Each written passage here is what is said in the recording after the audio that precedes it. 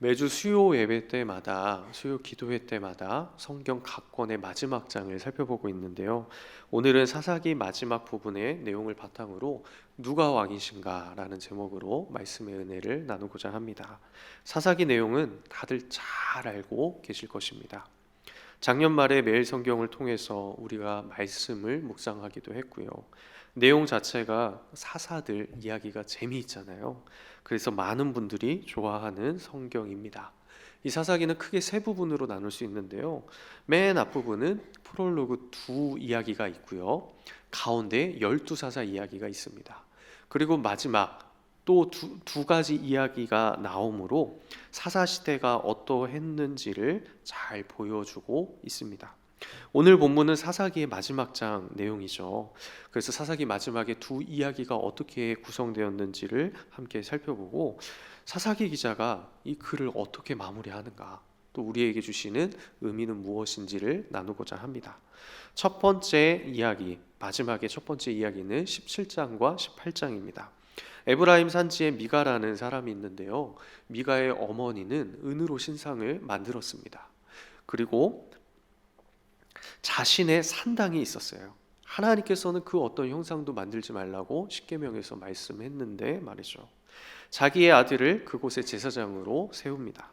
이스라엘 백성들은 가나안 땅에 들어가기 전에 어디에서나 예배할 수 있었습니다.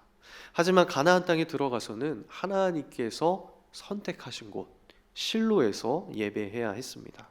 그런데 미가는 은신상을 세웠고요, 신당을 세웠고요, 레위인이 아닌 자신의 아들을 제사장으로 세웠습니다. 한마디로 우상숭배한 것이죠. 하지만 미가는 자기의 마음대로 하나님을 만들어 놓고 여호와께서 나와 함께 하신다라고 착각을 했습니다. 시간이 지나고 베들레헴에서 한 레위인이 미가의 집에 오는데요. 미가의 우상 숭배 제단을 보고서는 이것을 여호와의 제단처럼 거룩하게 구별하는 아이러니한 이야기가 펼쳐집니다. 이 일에 대해서 사사기 기자가 17장 6절에 이렇게 말씀합니다. 그때에는 이스라엘의 왕이 없었으므로. 이런 일이 일어난 이유가 이것입니다. 이스라엘의 왕이 없었습니다. 그래서 사람들이 자기 마음대로 자기 소견대로 행했습니다.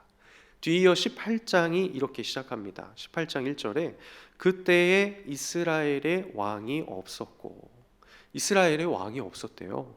단 지파 사람들은 자신들의 전쟁에 대한 하나님의 뜻을 구하기 위해서 이 제단을 빼앗아 갔습니다. 그러니까 처음에는 미가라는 한 사람의 죄로 시작했는데 이제는 한 지파의 범죄로 이어졌습니다. 그리고 이 이야기의 결론은 18장 31절에 이렇게 됩니다. 하나님의 집이 실로에 있을 동안에 미가가 만든 바 새긴 신상이 단 자손에게 있었더라. 단 자손에게 무엇이 있었습니까? 미가가 만든 신상이 있었어요. 하나님 백성인 단 지파가 우상을 섬기고 있는 것이죠. 그래도 아직 하나님의 집이 실로에 있다고 하는 것 봐서는 뭔가 조금 희망이 있는 것 같아 보입니다. 성경 기자는 이스라엘 곳곳이 다 타락하고 하나님을 배척하고 있기는 하는데 아직 실로라는 제사 드릴 만한 곳이 살아있다, 이렇게 이야기하고 있습니다. 마지막 부분의 두 번째 이야기는 19장부터 21장인데요. 이 이야기도 이렇게 시작합니다. 19장 1절에 이스라엘의 왕이 없을 그때에, 이스라엘의 왕이 없었습니다. 이번에는 어떤 레위 사람 이야기가 나오는데요. 레위 사람이 첩을 맞이합니다. 첩을 맞이하니까 뭔가 이야기가 이상해지죠. 이 첩이 행음하고 남편을 떠나서 베들레헴에 있는 친정으로 도망을 칩니다. 남편이 찾아가서 다정하게 말하며 데려오려고 하는데요. 여기까지는 이야기가 괜찮게 흘러갔습니다. 그런데 레인이 첩을 데리고 자신의 집으로 돌아가다가 잠시 유숙하기 위해서 베냐민 지파 기브아라는 곳에 들어갑니다. 여기서 일이 벌어지죠. 베냐민 지파가 이 첩을 능욕하였고 이 여인은 죽게 됩니다. 그러자 레이는 자신의 첩의 시체를 거두어서요 12조각을 냈고요 이스라엘 각 자손들에게 보냅니다. 엄청난 일이 벌어진 것이죠. 결국 레위 사람의 첩의 행음이 베냐민 지파와 온 이스라엘과의 전쟁으로 연결되었습니다. 서로 진멸하는, 성경의 표현에서는 헤렘이라고 하는데요, 진멸 전쟁을 합니다. 이스라엘은 이 전쟁을 누구랑 해야 할까요? 가나안 땅의 족속들과 해야 되잖아요. 그런데 사사기 마지막에 와서는 어떤 전쟁이 일어납니까? 하나님 백성끼리 동족을 진멸하는 전쟁이 일어난 거예요. 20장에 와서 모든 이스라엘 백성들이 모였습니다. 이런 상황에서 하나님 백성들이 다 모였다면 무엇을 해야 할까요? 당연히 기도해야죠. 하나님께 뜻을 구하고 어떻게 해야 우리가 하나 될 수 있는지, 그리고 지금 펼쳐지고 있는 이 상황 속에서 하나님이 우리를 선하게 이끌어 가시는 것은 무엇인지를 구해야 합니다. 그런데 서로 분열이 일어나고요, 자신의 잘못을 인정하지 않고 서로의 잘못들만 열거하며 정죄합니다. 사사기의 마지막 이야기는 이스라엘이 얼마나 영적으로 타락하였는지를 적나라하게 보여주고 있는 것이죠. 그리고 사사기 21장 12절 하반절에 보니까요, 이제 이스라엘의 땅이 어떻게 되었습니까? 실로 진영으로 데려오니 이곳은 가나안 땅이더라. 하나님의 집이 있는 실로, 하나님의 임재하심의 상징이었던 실로, 이제는 실로까지 가나안 땅이 되었다라고 말씀하고 있어요. 이제 이스라엘 그 어디도 하나님을 예배할 곳이 없구나라고 말씀하고 계십니다. 이렇게 총체적인 타락의 모습을 보이며 끝나는 이 사사기 맨 마지막 구절, 결론, 오늘 본문이 이것입니다. 21장 25절, 그때 이스라엘의 왕이 없으므로 사람이 각기 자기의 소견에 옳은 대로 행하였더라. 사사기의 마지막 부분 두 이야기를 통해서 성경 기자가, 아니 그 전에 여러 사사들의 이야기까지 포함해서 사사기 기자가 우리에게 전달하고자 하는 것, 사사 시대에 어두움이 있을 수밖에 없었던 이유가 이것입니다. 사사기 18장 1절과 19장 1절과 21장 25절 모두 이렇게 말씀합니다. 그때에 이스라엘의 왕이 없으므로, 이스라엘의 왕이 없었기 때문에 총체적으로 타락한 어둠의 사사 시대가 되었습니다. 우리가 살고 있는 시대를 사사 시대와 같다고 종종 이야기를 합니다. 물론 우리가 살고 있는 이 시대 속에서도 희망을 노래하고 또 소망을 줄 수 있는 이야기들도 있습니다. 하지만 많은 분들이 왕이 없는 시대에, 또 말세, 마지막 날이 점점 가까워지고 있는 것을 선명하게 피부로 느낀다라고 걱정을 하곤 합니다. 이런 상황 속에서 우리는 어떤 모습으로 살아야 할까요? 어떤 기도 제목을 가지고 오늘 저녁에 우리가 하나님 앞에 나아가야 할까요? 첫 번째로 우리의 삶의 부분을 하나님께 올려드리면서 기도의 제목을 삼으면요, 일상에서 왕이신 하나님을 인정하게 하옵소서라고 기도했으면 좋겠습니다. 이스라엘의 진정한 왕이 누구실까요? 여호와 하나님이십니다. 이 말씀은 우리가 정말 많이 듣고요, 반복해서 마음에 새겼던 말씀입니다. 하지만 매번 실패했던 말씀이기도 하죠.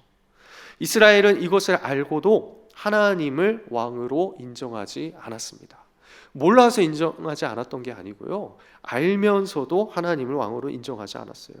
자신이 왕이 되어서 살아갔습니다. 그럼에도 불구하고 하나님은 이런 백성들을 돌이키게 하기 위해서 수많은 열심을 내셨죠. 구약 성경에서 펼쳐지는 모든 내용들이 다 이런 이야기입니다. 사사기 다음에 룻기가 나오고요, 사무엘서가 나오고요, 열왕기서, 시가서, 선지서 등 수많은 구약의 내용들이 무엇입니까? 사사기의 모습처럼 이스라엘의 왕이 없으므로 각기 자기의 소견에 옳은 대로 행하면 하나님께서는 그것을 돌이키기 위해서 수많은 방법들을 강구하셨던 것입니다. 어떻게 보면 하나님께서는 이스라엘을 향해서 정말 처절한 짝사랑을 하고 계신 것처럼 보여요. 저에게는 3명의 자녀가 있는데요. 아마 저보다 더 많은 자녀를 두신 분들도 있을 것입니다. 아이가 많던 적든 아이를 키울 때는 정말 많은 에너지가 듭니다. 아이들끼리 서로 싸우고요. 부모 말은 안 듣고요. 또 자기 하고 싶은 대로 하고요. 그런데 그럼에도 불구하고 부모는 자녀를 키우고 양육합니다. 아이 한 명 키울 때 경제적인 부담도 참 많습니다. 어떤 기사들을 보니까 억대 단위가 들어간다고, 한 명을 키울 때 그렇다고 이야기를 하더라고요. 그리스도인들은 단지 핏줄이라는 의미에서 자녀를 키우는 것이 아닙니다. 자녀는 하나님께서 가정에 주신 선물이고요. 기업이라는 의미에서 이 아이들을 책임지고 있는 것이죠. 세상의 생각과 개인의 소유, 인격, 개념에서 자녀를 접근하면 부모는 누가 이 자녀를 감당할 수 있겠습니까? 그런데 하나님께서 이 아이들을 나에게 위임하셨기 때문에 수많은 에너지를 쏟아 부으면서 밑빠진 독에 물 붓기를 하면서 양육을 하는 것이죠. 그렇다면 부모는 아이를 양육할 때 어떤 방향으로 양육해야 할까요? 자기의 생각대로, 자기 마음대로, 내 소견에 옳은 대로, 내가 원하는 교육 방침대로 하는 것이 아닙니다. 하나님의 말씀대로, 하나님의 방향대로 양육해야 합니다. 제가 이 땅에서는 새 아이의 육체적인 부모라고 불릴 수는 있는데요. 그런데 이 아이들의 진정한 부모가 누구십니까? 하나님이십니다. 그럼 저의 역할은 이런 거죠.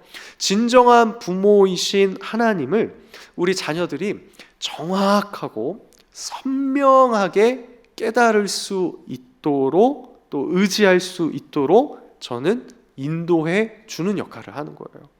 때로는 자녀가 부모 마음대로 되지 않을 수 있습니다. 내 소견에 옳은 대로 한다면 그것이 불안하고 두려울 것입니다.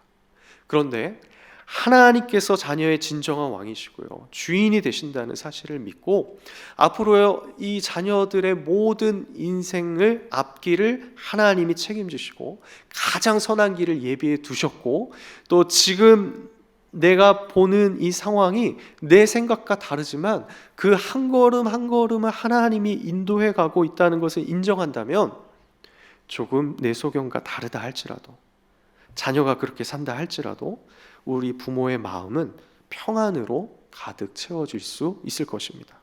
하나님께서는 이런 행복을 부모에게 위임해 주셨습니다. 이것이 자녀 양육에서 하나님을 왕으로 인정하는 모습입니다. 여러분, 혹시 재산이 많으십니까? 계좌에 현금 금액이 많이 있으세요? 부동산도 좀 가지고 계십니까? 우리가 가지고 있는 재산이 많던 적던 이것은 누구 것일까요? 하나님의 것입니다.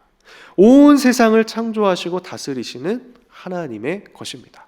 그렇다면 우리는 온 세상의 지극히 일부분을 잠시 위임받은 거예요. 우리가 가지고 있는 것은 내가 잘나서 버는 것이 아니고요, 이 과정이 어떻든 그 모든 상황의 근본적인 이유는 하나님의 은혜로 우리에게 주어진 것입니다. 그러면 나에게 주어진 물질을 어떻게 사용해야 할까요? 이 물질의 주인의 뜻대로 사용해야 하는 것이죠. 이 사실을 잊어버린다면 우리의 삶에는 왕이 없는 것이고요, 이것을 의식하며 인정하며 살아간다면 우리 삶을 통치하시는 진정한 왕이 역사하시기 시작할 것입니다. 이외에도 우리의 일상 속에서 수많은 모습들이 있습니다. 각 사람마다 처해 있는 상황은 다를 것입니다.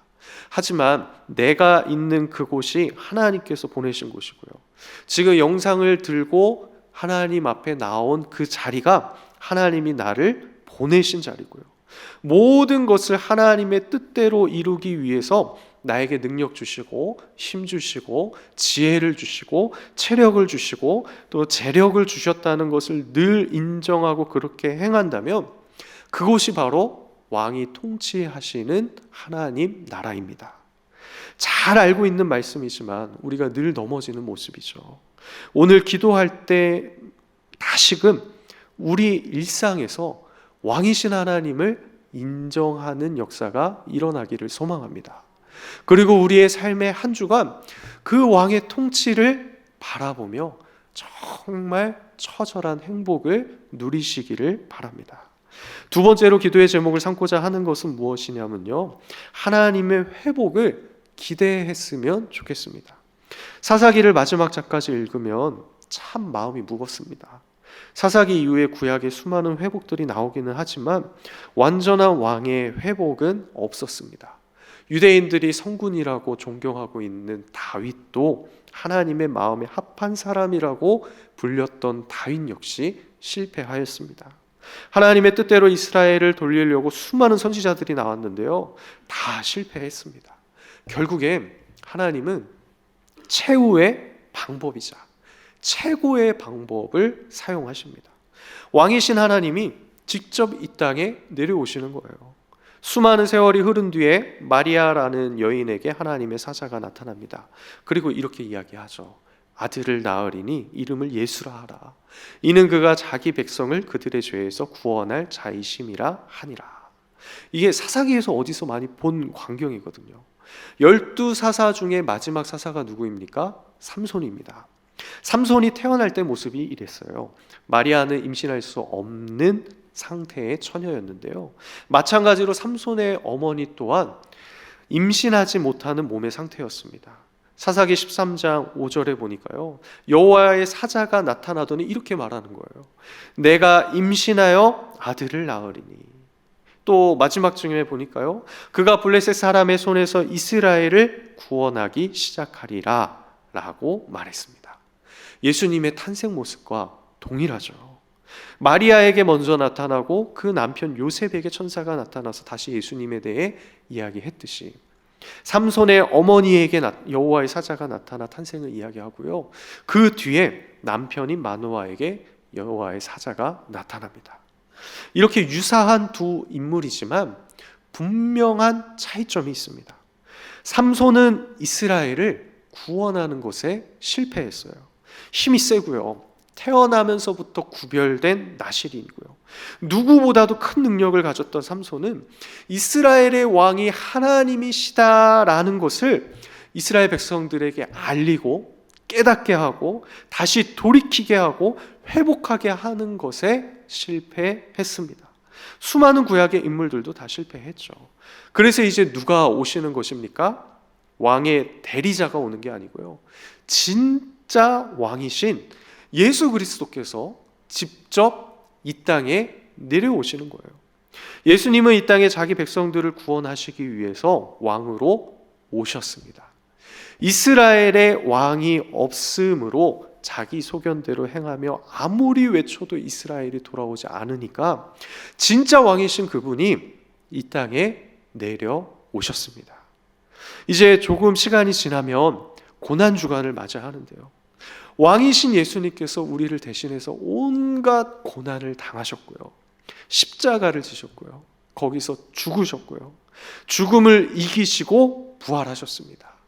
우리가 회복한 것이 아니고요, 왕이신 예수 그리스도께서 직접 오셔서 회복하셨습니다. 그렇다면 이 회복은 확실하고 분명한 것입니다. 잠언 기자는 잠언 16장 9절에 이렇게 이야기합니다. 사람이 마음으로 자기의 길을 계획할지라도 그의 걸음을 인도하시는 이는 여호와이시니라.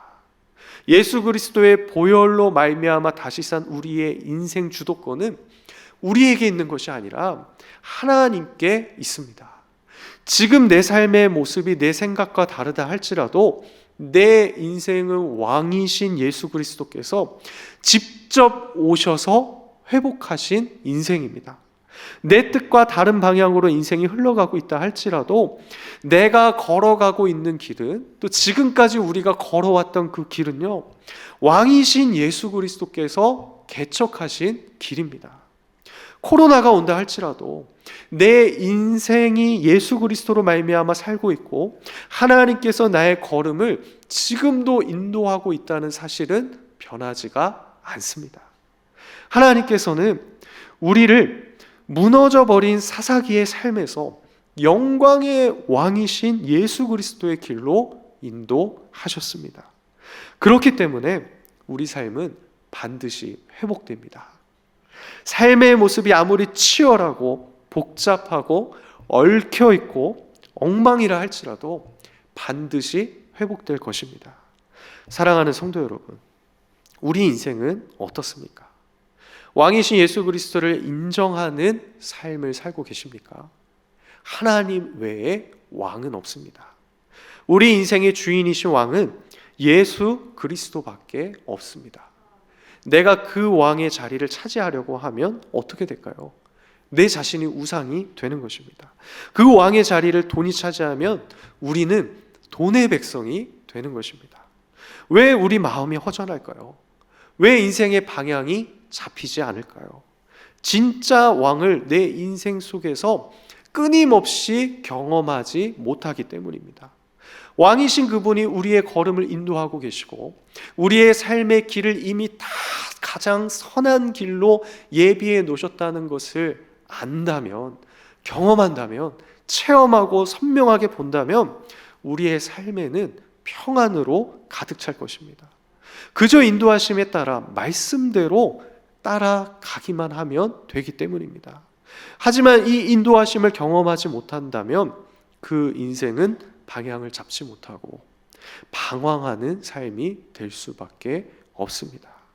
하나님을 붙잡고 살아가는 삶, 그것이 무엇입니까? 우리가 지금 나와서 이렇게 하고 있는 하나님께 매달려 기도하는 것입니다. 하나님께서는 절대로 실패할 수 없는 미션을 이미 행하셨습니다. 왕이신 예수님을 이 땅에 보내신 것입니다. 우리가 예배 드릴 때, 또 우리가 기도할 때, 또 우리의 모든 일상의 곳곳에서 이것을 경험해야 합니다. 이번 한 주간 우리의 인생을 반드시 회복시키시는 왕이신 예수님을 일상에서 인정하시고 그분을 매일매일 만나실 수 있으시기를 예수님의 이름으로 축복합니다.